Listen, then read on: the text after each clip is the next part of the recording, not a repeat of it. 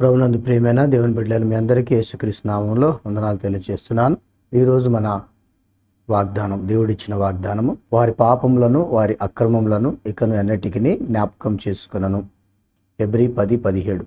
వారి పాపములను వారి అక్రమములను ఇకను ఎన్నటికి జ్ఞాపకము చేసుకొనను. చూద్దాం, చూడండి, బైబిల్లో 10వ అధ్యాయము, హెబ్రీ రాసిన పత్రిక 10వ అధ్యాయము 17వ వచనం అదేవిధంగా రాయబడి ఉంది. వారి పాపములను వారి అక్రమములను ఇకను ఎన్నటికి జ్ఞాపకం చేసుకొనను అని ప్రభువు చెప్పుచున్నాడు. ఈ అధ్యాయంలో, ఈ 10వ అధ్యాయాన్ని మనము 5 భాగాలుగా విభజించుకోవచ్చు. మొట్టమొదటిది క్రీస్తు ఉత్తమ బలియాగము, ఆయన చేసిన బలియాగము, 1వ వచనం నుండి 18వ వచనం వరకు. రెండవది దేవుని సమీపించడానికి ధైర్యము, 19 నుంచి 22 వరకు మనం చూడగలుగుతాం. 19 నుంచి 22 వరకు.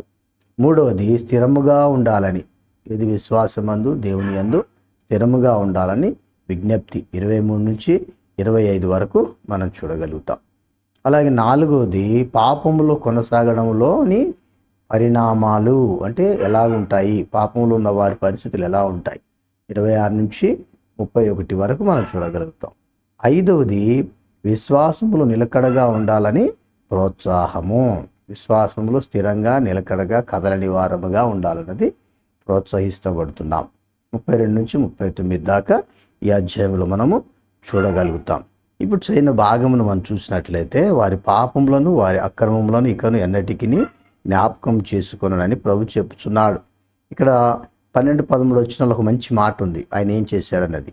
ఈయన అయితే పాపముల నిమిత్తమై సదాకాలం నిలిచి ఒక బలిని అర్పించి అప్పటి నుండి తన శత్రువులు తన పాదములకు పాదపీఠముగా చేయబడు వరకు కనిపెట్టుచు దేవుని కుడిపార్శ్వమున ఆసీనుడు ఆయను. ఒక్క అర్పణ చేత ఈయన పరిశుద్ధపరచబడు వారిని సదాకాలమునకు సంపూర్ణులనగా చేసి ఉన్నాడు. క్రీస్తు యొక్క బలి అర్పణ ద్వారా ఈ కార్యం జరిగింది.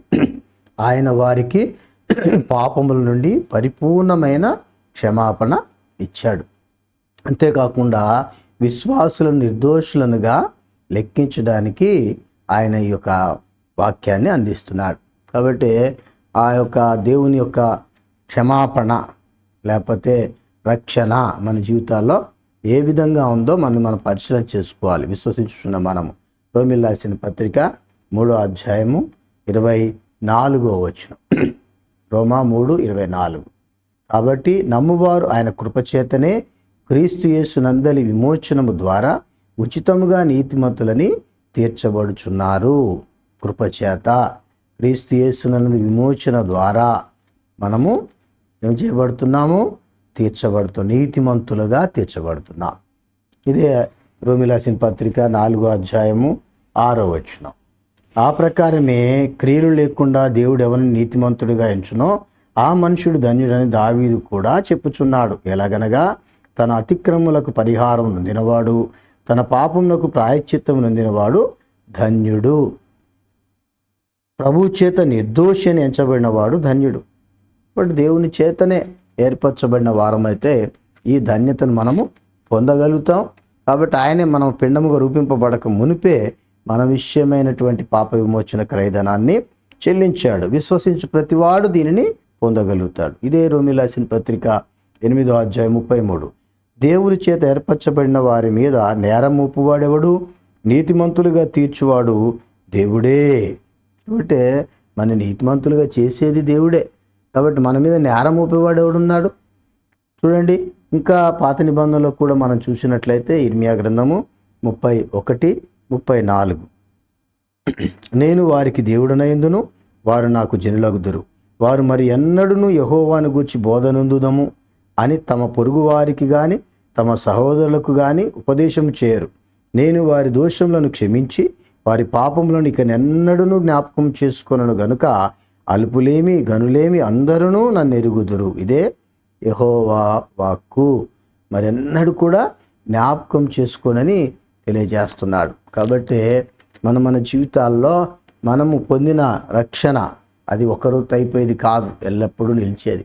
కాబట్టి క్రీస్తు యేసునందు విశ్వాసముంచు ప్రతి ఒక్కరును నశింపక నిత్యజీవం పొందేటువంటి గొప్ప ధన్యత, రెండవ మరణమునకు అధికారం లేనటువంటి స్థితిని మనం పొందగలుగుతాం. కాబట్టి ఆయన మన పాపములు ఇక్కడ అన్నిటికీ జ్ఞాపకం చేసుకోడు. కానీ మనం ఏమై ఉంటున్నాం? మన జీవితం ఎలా ఉంటుంది? ఆయన యందు విశ్వాసంతో ఆయన కొరకు జీవించే వారంగా ఉంటున్నామా లేదా? అప్పుడే మనము సరిదిద్దుకోవడానికి అవకాశం ఉంటుంది. ఎందుకంటే ఆయన ఎన్నటికీ జ్ఞాపకం చేసుకోడు కదా అని చెప్పి మన తప్పులో ఉంటే జాగ్రత్త, దానికి లెక్క చెప్పాలి. అందుకే 8:1 కూడా చెప్తాడు రోమీయుల పత్రికలో, మనం సరి చేసుకోవాలి. క్రీస్తు యేసునందున్న వారికి ఇప్పుడు ఏ శిక్షా విధియో లేదని. కాబట్టి అటు కృపతో మన దేవుడు నింపునుగాక. ప్రేమగల తండ్రి, పరిశుద్ధాత్మ దేవ, మీరిచ్చిన వాగ్దానాన్ని బట్టి స్తుతిస్తున్నాను. మా పాపములు ఎన్నటెన్నటికీ జ్ఞాపకం చేసుకున్నామని చెప్పినావు. అంతేకాకుండా మా పాపములని నీ వీపు తట్టి వేసుకున్నా అని కూడా చెలజేశావు. కానీ దేవా, మేము పాపమందు నిలిచిన వారం అయితే విముక్తి పొందలేము, నీ రాకడలో సిద్ధపడలేము. కనుక మమ్మల్ని మేము ఎల్లప్పుడూ సిద్ధపరచుకుంటూ నీ రాకడికి సిద్ధపడే కృప దయచేయమని యేసుక్రీస్తు వారి అతి శ్రేష్టమైన నామమున సమర్పించుకుంటున్నాను తండ్రి. ఆమేన్. క్రీస్తు యేసు యొక్క కృప, కనికరము, కాపుదల మనందరికీ తోడయుండి నడిపించునుగాక. ఆమేన్.